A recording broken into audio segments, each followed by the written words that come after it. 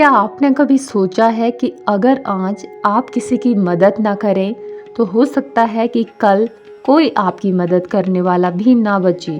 और क्या आपने कभी ये सोचा है कि आपकी किस्मत किसी मंदिर या ताबीज से नहीं बल्कि आपके व्यवहार से लिखी जाती है। आज मैं आपको एक ऐसी कहानी सुनाने जा रही हूँ जिसका अंत आप कभी नहीं भूल पाएंगे। ये कहानी है एक कठोर दिल वाले आदमी की। इसका नाम था राघव और ये एक कस्बे में रहता था। उसके पास बहुत पैसा था, उसके पास बड़ा मकान था, गाड़ी थी, नौकर चाकर सब थे, लेकिन उसका दिल बिल्कुल पत्थर था। दया करुणा ये दूर दूर तक भी उसके मन में कहीं भी नहीं थी। अगर कोई भूखा आता तो वो कहता मेरे पास टाइम नहीं है।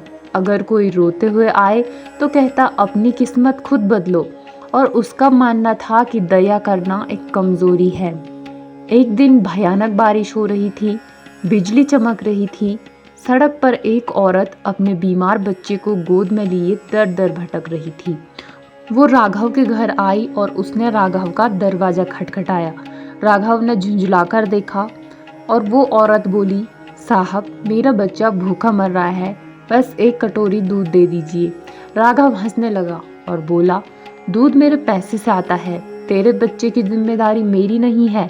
और फिर राघव ने दरवाजा बंद कर लिया। उसी रात राघव ने सपना देखा। उसने देखा वो खुद सड़क पर बैठा हुआ है, बीमार, भूखा और तड़प रहा है।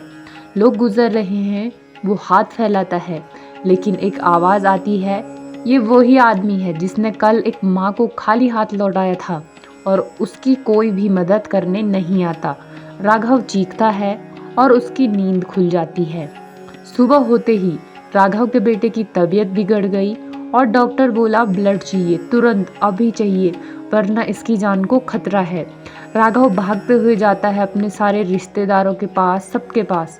कोई रिश्तेदार नहीं मिला, कोई दोस्त नहीं मिला। अस्पताल के बाहर उसे वही औरत दिखती है जिसे उसने कल भगाया था। उसने राघव को देखा और कुछ पल चुप रही।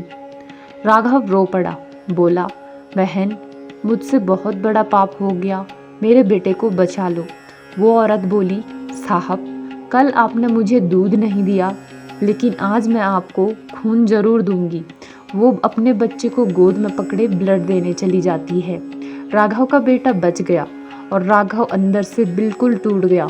राघव उस औरत के पैरों में गिर पड़ा और बोला, बहन मुझे माफ़ कर दो। औरत बोली, साहब भगवान आपको माफ़ करे, मैं तो कब का कर चुकी हूँ।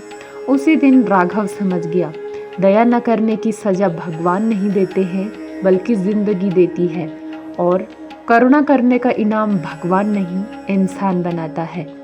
दोस्तों, अगर आप आज किसी की मदद नहीं करोगे तो हो सकता है कि कल किसी का दिल भी आपके लिए नहीं पसीजेगा। और अगर आज आप किसी रोते हुए को हंसा देंगे तो शायद कल भगवान आपको रोते हुए नहीं देखेंगे। जिस दिन इंसान दयालु बनता है उसी दिन उसकी किस्मत इंसान बनने लगती है और उसका पूरा का पूरा जीवन बदल जाता है। तो आप भी लोगों पर दया करुणा करें और अपनी किस्मत को अपने हाथों से स्वयं बदलें।